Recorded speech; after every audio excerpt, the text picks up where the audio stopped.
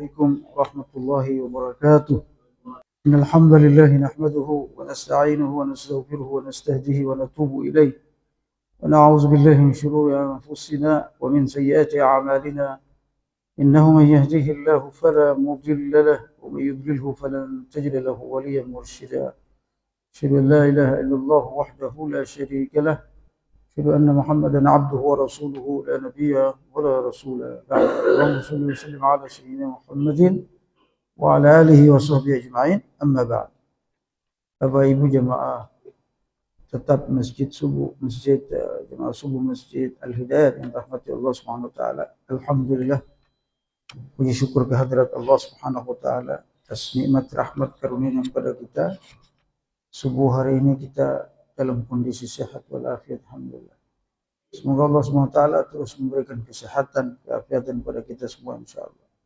Salawat beserta salam terus kita sampaikan kepada Rasulullah sallallahu alaihi wasallam.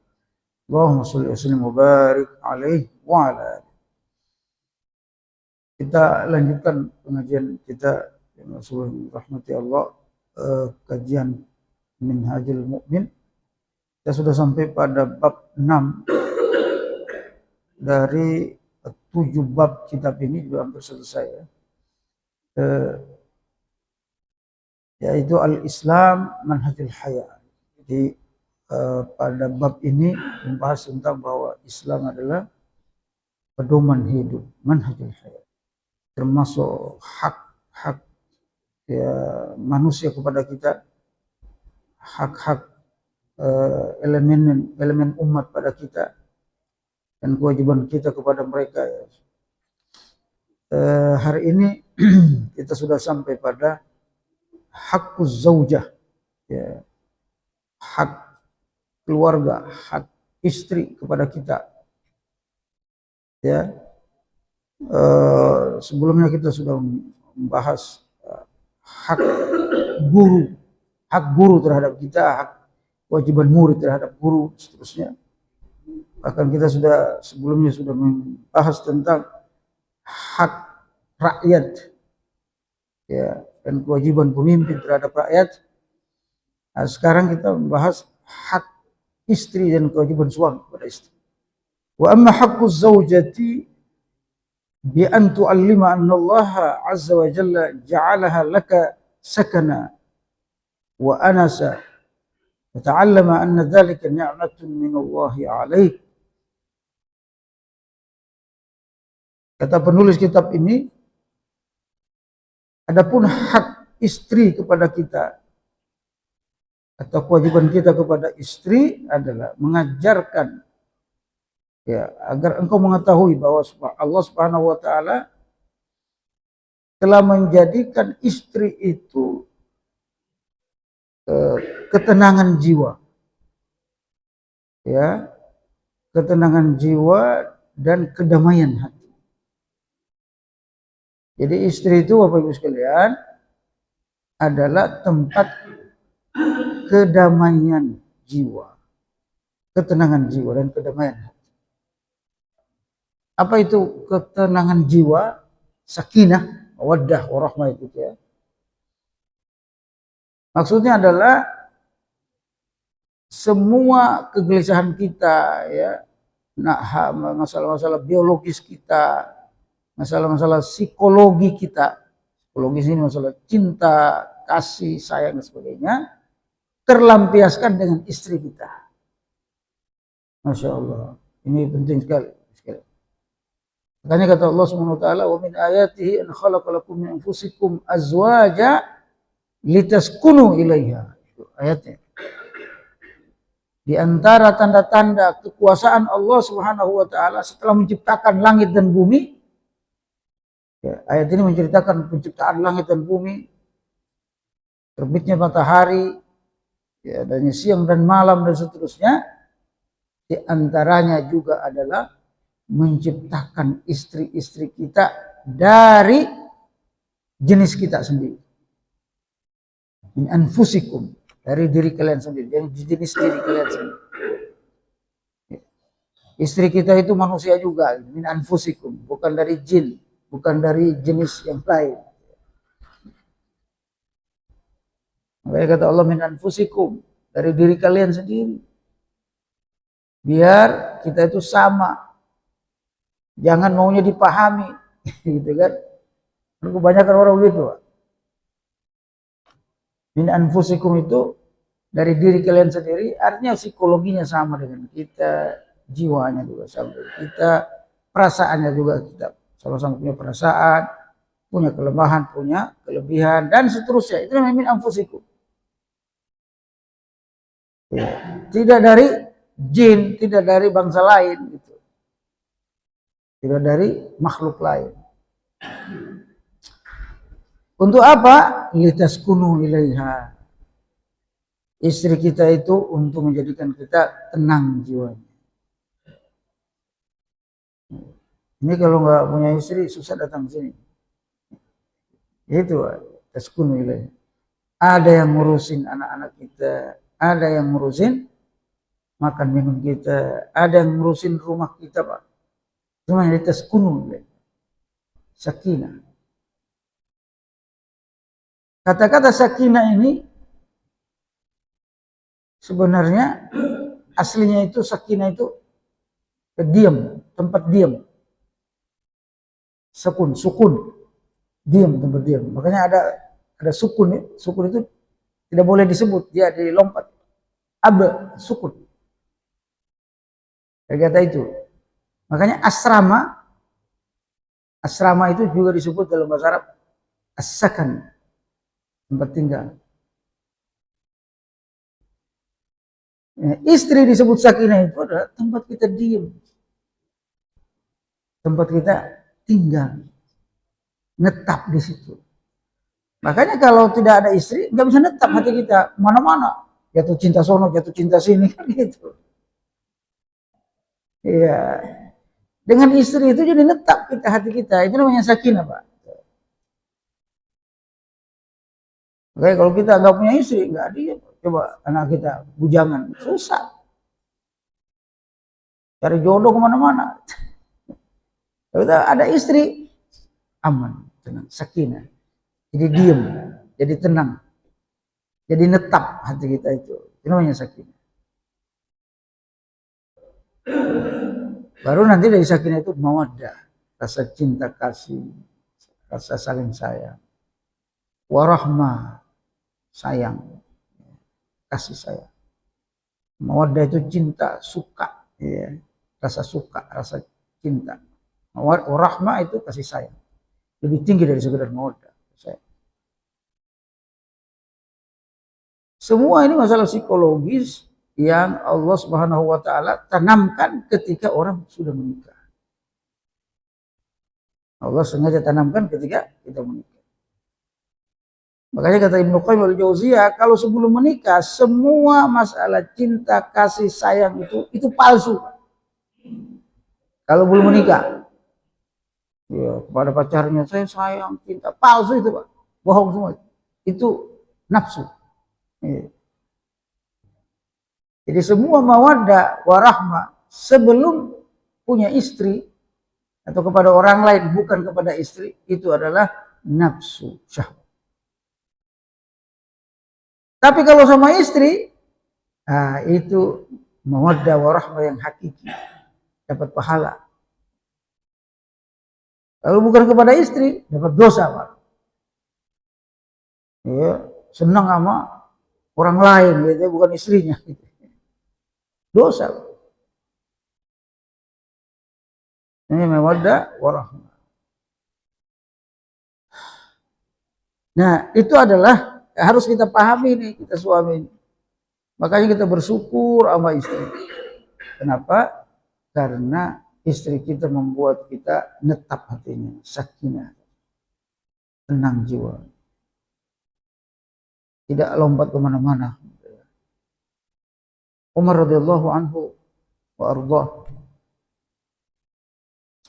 Suatu ketika didatangi sama, ini sering saya ceritakan, ada jamaah, Ustaz ceritakan lagi, bagus tuh. Jadi suatu ketika Umar bin Khattab, ada seorang sahabat mendatangi Umar karena ada masalah sama istrinya. Lalu Ketika dia ketok pintu, dia dengar istrinya Umar radhiyallahu anhu lagi ngomelin Umar. Lagi ngomelin Umar. Akhirnya dia nggak jadi. Saya mau curhat tentang istri, ngomelin saya, Umar juga diomelin sama istrinya. Nggak jadi deh. Lalu ketika dia pulang, Umar radhiyallahu anhu udah dengar tadi ada tamu tadi, dia buka pintu. Dia lihat sahabat itu udah mau jalan. Kata Umar radhiyallahu anhu, antum sini dulu, kenapa antum pulang? Nah, begitu adabnya, kalau ada orang ketok pintu harus kasih masuk, Pak. Ngasih salam, walaupun kita sibuk di luar, di dalam rumah ada masalah. Tetapi sini, kenapa antum pulang? Tidak, wahai Amirul, saya gak enak, saya sebenarnya mau bicara tentang istri, tapi istri antum ternyata sama juga. Lalu Umar radhiyallahu anhu ngajak ngobrol. Jadi begini, kata Umar, istri itu ngomel dan cerai dan seterusnya, itu wajar. Kenapa? Karena dia itu udah capek ngurusin kita. Dia juga manusia. Kalau kita itu capeknya nggak seberapa, kita itu capek nyari duit, dakwah, nyari nafkah. Kalau dia itu capeknya masa melayani kita, capeknya ngurus anak, ngurus rumah, hamilin anak kita, nyusuin anak kita, capeknya itu nggak berhenti. Makanya Allah Subhanahu Wa Taala ngasih rukhsah ke perempuan itu banyak banget, Pak. Haid nggak sholat, nifas nggak sholat, ya. lagi nyusuin boleh nggak puasa. Kenapa mereka itu terlalu banyak kerjaan? Wajar mereka ngomel itu, menumpahkan perasaan. Nah kita laki-laki diomel aja nggak mau, gimana sih? Ya. Jadi ini yang diajar oleh Umar radhiyallahu tafahum. Yang kedua, istri kita itu, kata Umar radhiyallahu anhu, kenapa kita berterima kasih sama dia? Dia bisa dengan istri kita, gitu. Syahwat kita itu nggak kemana-mana. Coba. Istri kita bisa kita tumpahkan syahwat kita. Coba. Coba kalau kita nggak punya istri, Pak, dosa terus kita, Pak. Coba syukur kita punya istri. Kalau nggak punya istri, dosa terus. Lihat ya, perempuan lain yang bukan istri kan dosa. Ya. Coba. Dengan istri kita terhindar dari dosa. Syahwat kita terlampiaskan. Gitu manusia ini harus terus terang kita manusia punya biologis. Dengan istri kita terlampiaskan syahwat kita. Yang berikutnya, istri kita memelihara anak kita, itu kan anak kita. Yang nyusuin, yang melihara, yang ngasih makan dia. Mari kita bersyukur. Masa hanya diomelin saja? Ya, Bapak sekalian, rahmati Allah. Umar radhiyallahu anhu mengajarkan kepada kita gimana kita bersabar untuk istri kita. Fatukarrimuha wa tarfuqu biha. Oleh karenanya hendaknya engkau memuliakannya dan lemah lembut kepadanya. Wa in kana haqquka 'alaiha aujaba fa innallaha 'alaika an tarhamaha. Walaupun kewajiban dia kepada kita adalah taat kepada kita, tetapi kita juga wajib menyayanginya. Li'annaha asiratuka wa tat'imuha wa tusqiha wa taksuha. Oleh karenanya kewajiban kita kepadanya adalah memberi makan, memberi minum, melengkapi sandang pangannya. Wa idza jahulat afauta anha. Ya. Jadi kalau dia melakukan kesalahan, ya kamu harus maafkan. Insyaallah harus dimaafkan. Jadi kita itu suami memang harus sabar. Sebelum istri melakukan kesalahan, kita sudah maafkan dia. Ini hak istri kepada kita dan kewajiban kita kepada istri. Yang kedua, wa amma haqqu mamluk bi an ta'lama annahu khalaqa rabbuka wa ibnu abika wa ummuka wa man lahmika wa damika. Maaf, ini hak orang yang kita pelihara, bukan anak. Hak orang yang kita pelihara. Seperti anak paman, ya, ponakan dan seterusnya, juga harus kita berikan haknya. Yang ketiga, wa amma haqqu ummika, adapun hak ibu. Hak istri, hak ibu. Bi anta alama annaha hamalatka haitsu la yahtamlu ahada wa a'taka min thamarati qalbiha ma la yu'ti ahadun ahada. Harus engkau tahu, wahai manusia, hak ibumu kepada engkau. Hamalathu ummuhu wahnan ala wahn. Dia, perempuan itu hamil, kata Allah, wahnan ala wahnan. Dia bertahap, kesulitannya itu bertahap. Makin tua hamilnya itu makin menderita. Ya, kalau hamil muda masih ringan. Itu namanya wahnan ala wahnan. Terus bertambah. Susah. Makanya Masya Allah. Kalau lihat istri udah hamil tua itu enggak tega gitu. Kenapa? Karena ibu-ibu itu bilang ketika hamil tua itu, ya sekalian, kayak mau copot pinggang. Karena berat ke depan, kan? Menarik pinggang itu. Saraf-saraf itu menarik pinggang. Jadi kayak mau copot pinggang. Nah, ibu kita menghamili kita itu begitu. Soalnya wahnan ala wahnan. Sulit demi sulit. Bukan makin enak, bukan. Sulit makin sulit. Makin berat. Kadang dia menangis, mau diapa ya, kodratnya. Tapi Allah Subhanahu wa taala Maha Kuasa membuat ibu-ibu itu setelah hamil hilang semua itu, Pak. Setelah melahirkan itu hilang semua rasa sakit. Ingin hamil lagi. Subhanallah. Kalau enggak, Pak, cuma satu anak kita, Pak.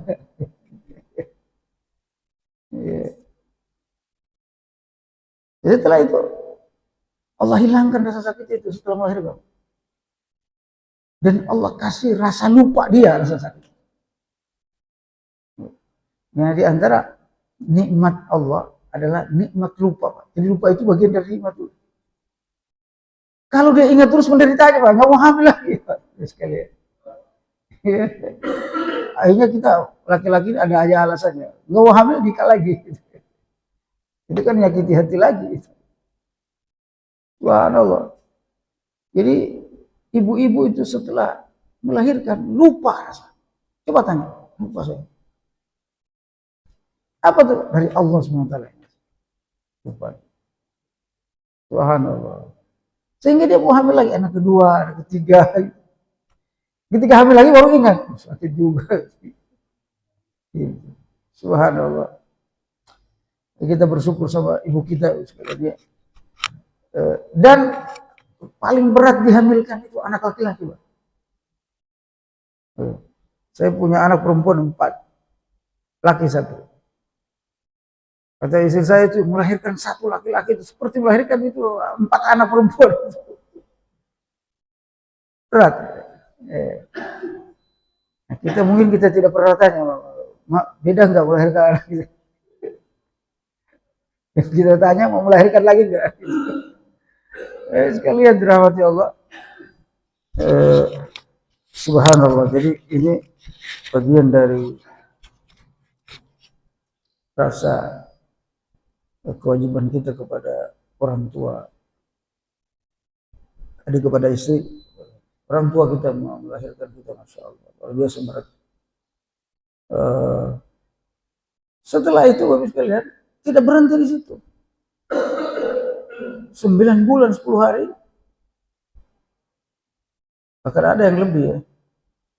Tidak berhenti di situ, Pak. Ibu kita harus menyusui kita yang sebaik itu kan nggak bisa ngapa-ngapain gitu. Subhanallah.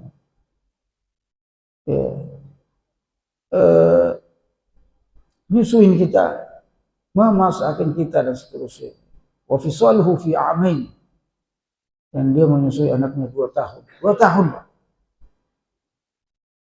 Insyaallah. Yang sempurna itu yang bagus itu, menyusui yang bagus 2 tahun, selengkap 2 tahun. Wa fisaluhu fi amain. Udah hampir setahun menghamilkan, bawa-bawa kemana-mana, tambah 2 tahun lagi nyusui. Subhanallah. Itu nyusuin doang. Belum mandiin, Pak. Mandiin, ngurusin, dan seterusnya. Jadi ada 3. Makanya itu Nabi SAW memerintahkan kita untuk taat kepada kedua orang tua. 3 kali ibu. Umuka. Kenapa? Pertama dia melahirkan dan menyusui, menghamilkan, melahirkan, menyusui. Oh ya, umuka. Kalau kita kan cuma itu doang, ngasih makan, Pak. Ngasih makan. Ya, yang merawat anak-anak kita sibuk lagi kerja. Kita sibuk lagi kerja, istri lagi. Insyaallah. Luar biasa penderitaannya, bisa bertahun-tahun, Bapak Ibu. Bertahun-tahun. Nah, yang kayak gini kita ingat, kita terima kasih kepada istri dan ibu kita. Doa pertama sebelum kita berdoa, Rabbi ghfirli wa li walidayya warhamhuma kama rabbayani.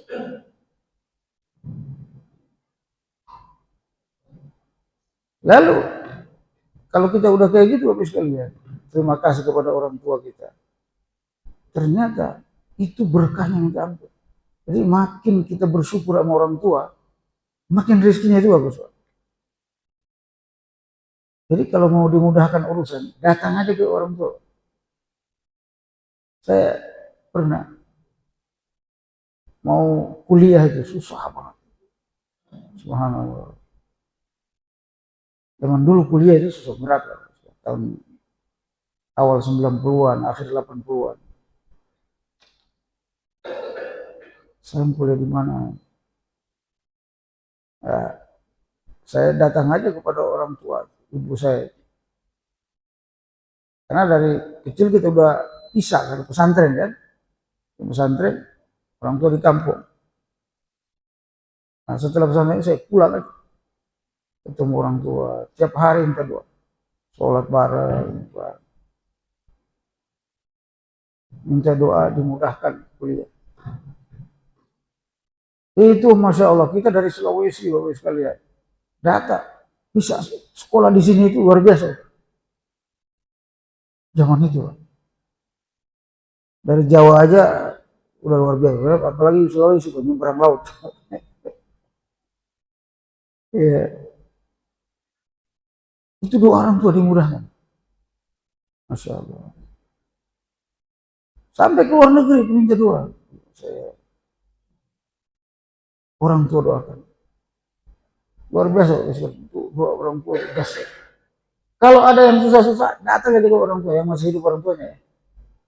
Makanya benar kata-kata para ulama, yang masih hidup orang tuanya itu sama dia berada di dalam surga. Surganya masih ada itu. Ya, masih hidup, luangkan waktu. Kalau bisa setiap hari orang tua. Birrul walidain, dan jangan pernah buat dia tersinggung sama kita. Kalau sudah berubah hatinya itu Allah juga akan berubah sama kita. Hati ibu kita berubah sama kita, Allah juga akan berubah. Itu hadis, Pak. Ridallah fi ridal walidain wa sukhtullah fi sukhtil walidain. Ridha Allah itu bergantung ridha orang tua, dan murka Allah bergantung pada murka orang tua. Kalau kita sudah dosa sama orang tua, durhaka sama orang tua, uququl walidain bagian dari dosa besar yang paling besar. Nomor 2 setelah syirik, Pak. Itu durhaka sama orang tua. Nomor 2 setelah syirik kepada Allah, durhaka sama orang tua. Kalau sudah durhaka, bahaya, Pak. Hidup nggak ada gunanya. Ada beberapa hari yang lalu viral itu ya. Ada 3 anak, ya, 2 perempuan, 2 perempuan. Anak-anaknya bawa ibunya ke panti jompo. Nangis ibunya tuh. Panti jomponya ini pinter, Ustadz. Dia suruh tanda tangan. Ini 3 anaknya. Karena 3 anaknya udah kerja, Pak. Udah berkeluarga. Pintar ini yang punya panti jompo. Syarat pertama, tidak boleh dijenguk orang tua. Syarat kedua, kalau sudah meletakkan di sini, sudah milik kami, bukan lagi milik kami. Ternyata dia sengaja untuk itu biar berasa ini si anak itu. Jadi kami nggak bisa syaratnya. Hanya nangis ini anak itu. Nggak mungkin kami tidak ketemu orang tua lagi. Akhirnya viral, dia ambil kembali itu ibunya. Jadi ini juga budaya panti jompo itu sebenarnya budaya barat, Pak. Bukan budaya kita. Budaya kita itu orang tua itu hidup di rumah kita. Kita kembali seperti kita dirawat oleh ibu kita. Sekarang kita yang merawat ibu kita kembali. Jangan kita dirawat dari kecil, giliran dia tua, dirawat sama orang lain. Ya. Jadi kalau dalam Islam begitu. Jadi dia merawat kita kecil, agar nanti dia tua, kita yang merawat dia. Balas budinya itu begitu. Nah, panti jompo itu adalah kebiasaan orang barat atau kebiasaan agama lain, bukan kebiasaan kita.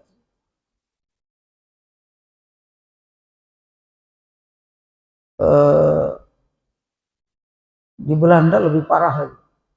Di Eropa itu orang tua itu kalau anaknya sudah menikah, seakan hubungan orang tua dengan anak itu nggak ada, hilang. Contoh di Belanda itu. Jadi kalau anak-anaknya sudah menikah, udah punya keluarga, orang tuanya nggak boleh datang ke rumahnya, nggak boleh, kecuali izin istrinya atau anaknya. Kalau kita kan orang tua kita datang ke rumah kita kapan saja tidak salah.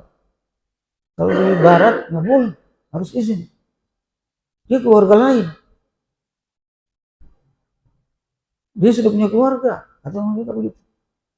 Dia punya hak menerima atau menolak kita. Dia orang tuanya begitu. Ngomong.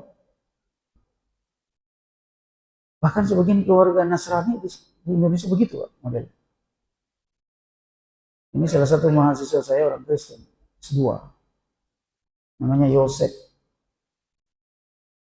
Istrinya itu salah satu pengurus gereja.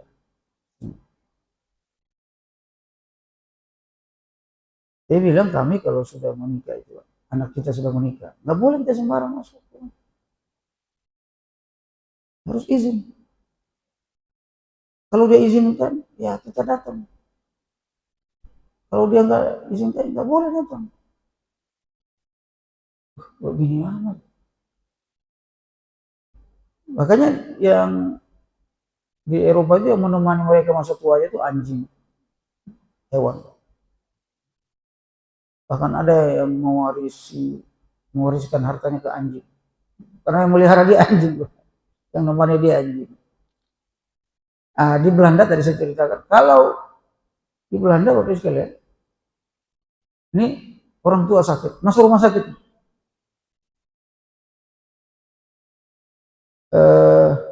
Rumah sakit itu nelpon ke anaknya, ahli warisnya lah. Ini orang tuamu mau dirawat di sini atau kamu ada pilihan, disuruh pilihan, suruh pilih. Mau dirawat di rumah sakit, ditanggung oleh BPJS, engkau tanggung biayanya dan seterusnya, atau disuntik mati karena dia sudah tidak produktif.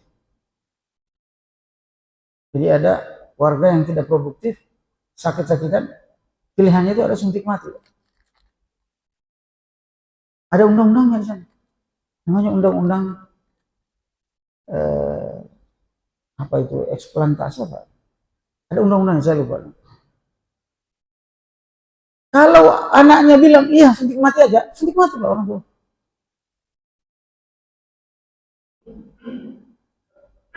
Saya tahunya itu dari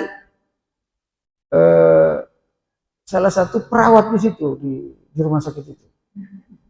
Ternyata perawatnya itu orang Indonesia, udah puluhan tahun dari perawat, dan dia sering suntik mati. Perawat senior, dia yang kalau suntik mati dia itu. Nah, dia bilang sama saya tadi baru suntik mati orang. Antum kenapa itu? Saya kan perawat. Di sini ada undang-undangnya. Kalau dia kalau keluarganya, anak-anaknya izinkan, dia disuntik mati. Ya, telepon dulu anaknya, tanda tangan anaknya. Ini anak durhaka banget, suntik mati orang. Ya walaupun alasannya udah nggak produktif, sakit-sakitan terus, dan seterusnya akan menyusahkan. Apapun alasannya nggak boleh dalam Islam. Tapi itu di Belanda khususnya ada undang-undang. Boleh. Nah itu ngerinya kalau itu diadopsi di sini Pak. Ini kan di Indonesia itu kadang adopsi yang dari Solo, dari Eropa. Kalau itu diadopsi di sini Pak, hati-hati. Ya, Masya Allah. Saya baru tahu juga dari waktu saya tinggal di Belanda itu. Begitu ngeri. Anak mau pulang aja dari tua kita di rumah sakit ya. Subhanallah. Islam itu memang luar biasa. Menghargai orang tua. Ini hakul umuka. Hak ibu kita, orang tua kita, ayah kita. Harus kita laksanakan. Wallahu a'lam bishawab. Semoga Allah SWT terus meningkatkan iman kita insyaallah dan terus mendekatkan diri kita kepadanya insyaallah. Kita tutup dengan doa kafaratul majlis. Subhanakallahumma bihamdika asyhadu an la ilaha illa anta astaghfiruka wa atubu ilaik. Assalamualaikum warahmatullahi wabarakatuh.